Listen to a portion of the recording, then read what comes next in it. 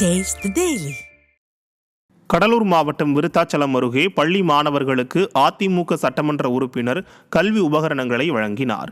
ஆலிச்சிக்குடி கிராமத்தில் உள்ள ஊராட்சி ஒன்றிய நடுநிலைப் பள்ளியில் பயின்று வரும் மாணவர்களுக்கு 60,000 ரூபாய் மதிப்பிலான கல்வி உபகரண பொருட்கள் மற்றும் பள்ளிக்கு 2 இரும்பிலான பீரோவை கடலூர் மேற்கு மாவட்ட கழக செயலாளரும் புவனகிரி அதிமுக சட்டமன்ற உறுப்பினருமான அருண்மொழி தேவன் வழங்கினார்.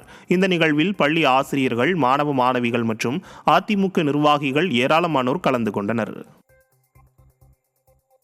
மதுரை மாவட்டம் பனையூர் கண்மாயில் உள்ள ஆக்கிரமிப்புகளை அகற்ற வலியுறுத்தி ஊராட்சி அலுவலகத்தை பொதுமக்கள் முற்றுகையிட்டதால் பரபரப்பு ஏற்பட்டது. சிந்தாமணி அருகே உள்ள பனையூர் கண்மாயில் சில நபர்கள் ஆக்கிரமித்து வீடு மற்றும் வணிக கட்டடங்கள் கட்டியிருப்பதாகவும் இதனை அகற்ற வலியுறுத்தி வருவாய் அதிகாரிகளிடம் புகார் அளித்தும் எவ்வித நடவடிக்கையும் எடுக்கவில்லை என கூறப்படுகிறது.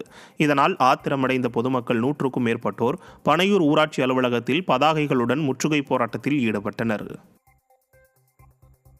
நெல்லை மாவட்டம் மணிமுத்தாறு அணையிலிருந்து விவசாய சாகுபடிக்காக தண்ணீர் திறக்கப்பட்டுள்ளது.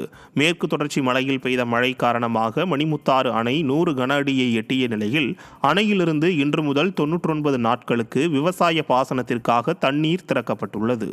இதன் மூலம் நாங்குநேரி, திசையன்விளை, தூத்துக்குடி மாவட்டம் சாத்தான்குளம் உட்பட 40 கிராமங்களைச் சேர்ந்த 12,000 ஏக்கர் விவசாய நிலங்கள் மற்றும் 180 குளங்கள் பயன்பெறும் என்பதால் விவசாயிகள் மகிழ்ச்சி அடைந்துள்ளனர்.